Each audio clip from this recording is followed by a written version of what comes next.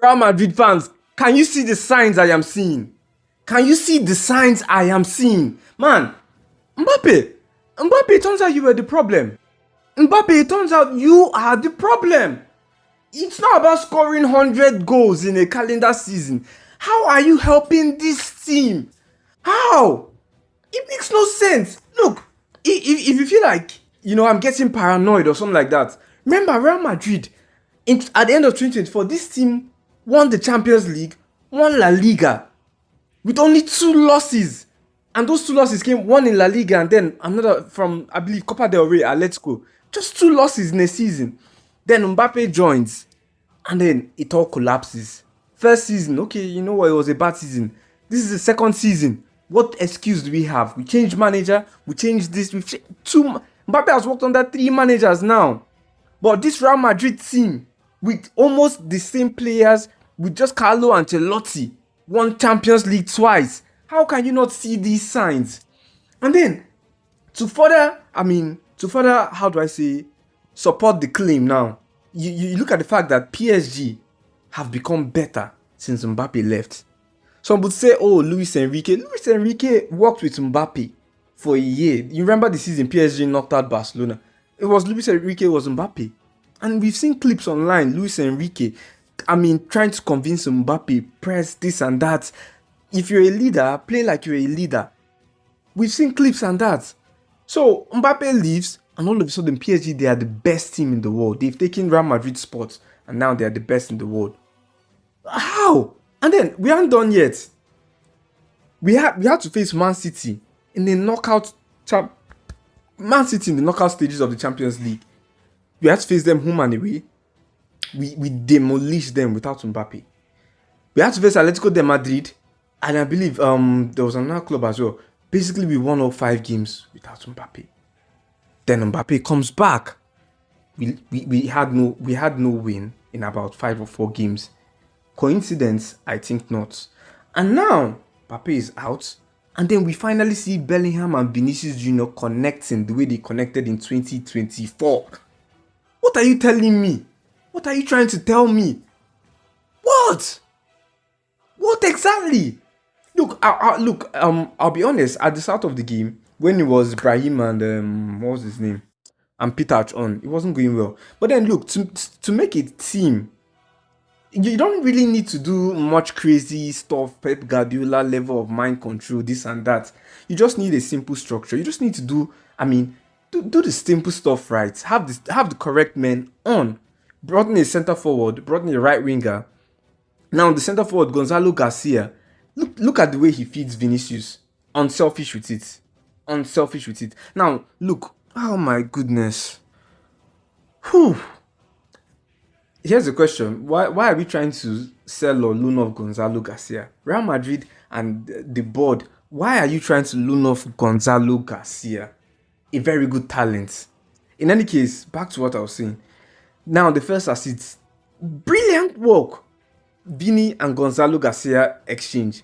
The second goal, Bellingham Vini exchange. Look, I'm not crazy, man. I am not crazy. I won't deny the fact. Mbappe, you know what? I used to call Mbappe the best player in the world. Oh, Mastan almost got a goal right now. Mastan almost got a goal. That's what I was looking at. I used to call Mbappe the best player in the world. I have no hate against Mbappe. I have no hate against him. But how can you... We've been calling him the best player in the world, the next big thing, since Mbappe was 18 years. That was back in 20... How was that? Since Mbappe was 18, 19 years of age, after the World Cup he won, that was fantastic. We've been calling him the next best thing, the best player in the world. How is it now that 7 years later, right? Or 8 years, roughly 8 or 7 years later, this best player in the world, the next best thing, hasn't won the Ballon d'Or, hasn't won the Champions League. Now, in that same, let's go back to the past, 2019, when we got Vini. Vini was a laughing stock. His finishing was nonsense. Vini now has won 2 Champions Leagues. Now, Bellingham came onto the squad 2024, debut season, fantastic, won a Champions League. Now, how is it that the best player in the world, after 7 years, has no Champions League or Ballon d'Or? I'm afraid you can't be the best player in the world, and Dembele has won the Ballon d'Or before you, Mbappe. Dembele has won that. Rodri has won it before you. Right now, it looks like Kvaratskhelia or Dembele again would win it before you as well. You can't be the best player in the world, and these after 7 years, you're not that boy wonder we met at the 2018 World Cup anymore. You can't be the best player in the world after 7 years, and no, you have nothing to show for it, man. I'm not here to roast Mbappe. I know he's a very good player. But then the problem has always been plain to see. It has always been plain. Vinny's about Vinny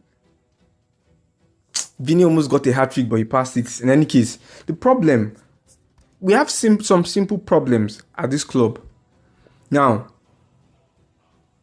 the players we have, combining Vinny and Mbappe at the same time, I don't know how that works.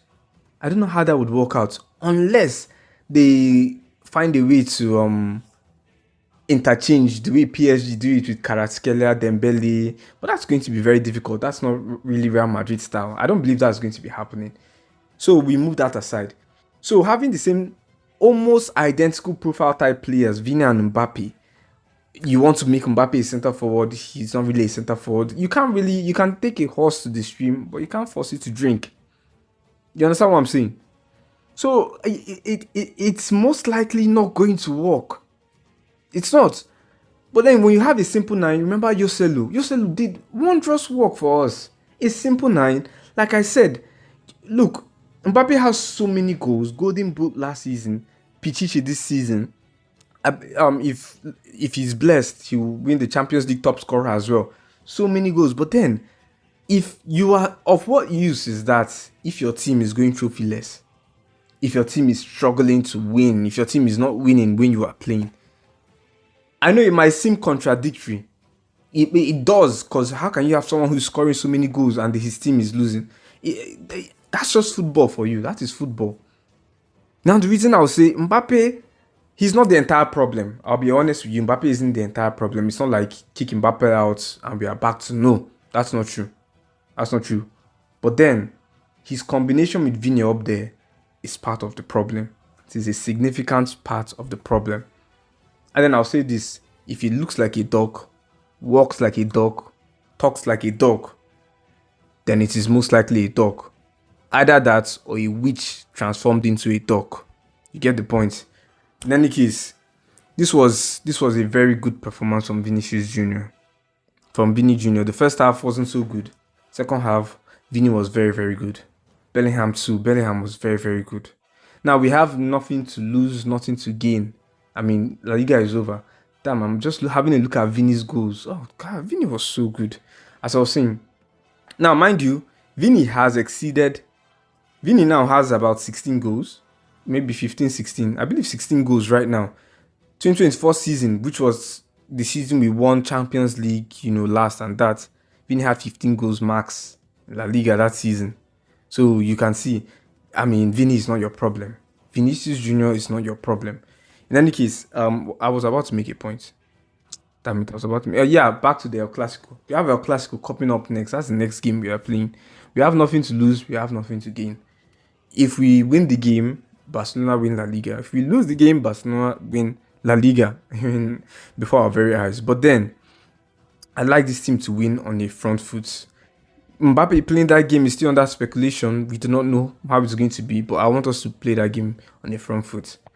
Now, to be honest, I'm not very happy with Mbappe. You would have noticed I've said some stuff that some would consider mean, like looking like a dog and talking like a dog. The fact is, Mbappe going to show his support, to kick out Arbeloa immediately for Mourinho. You don't do that.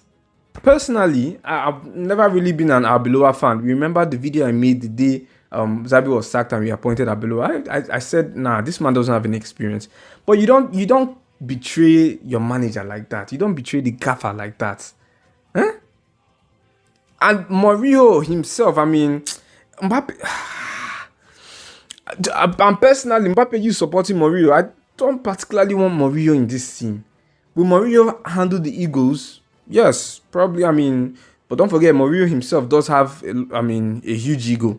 But let's forget about that. He will handle the egos, yes. But then what next? I mean, the egos are gone. Is the team going to be able to play better football? Yes or no? That's the question you should be asking yourself. So when I see it online, people saying Mourinho needs to come back, that's just not, that is nostalgia talking. That is nostalgia talking. Cause look at Milan with Allegri, Max Milano, Max Allegri, whatever. That man won so many Serie A titles with Juve. But look at him right now with Milan. No goal scored in how many games? Look, you can't keep going back to the past to solve. If you don't evolve, you'll be left back. You'll be left behind. That's the way things go in life. You have to evolve. You can't keep going back to the past, going back to Mourinho to do what exactly? In the Mourinho's last 3 clubs, or maybe even 4 clubs, man has been discharged disgracefully or whatever. And why does Real Madrid? Why do you now feel it's a good idea to bring him back? Why? That's about it, man. Vinny, fine one from you. Bellingham, fine one from you. Mbappe, I have my eyes on you.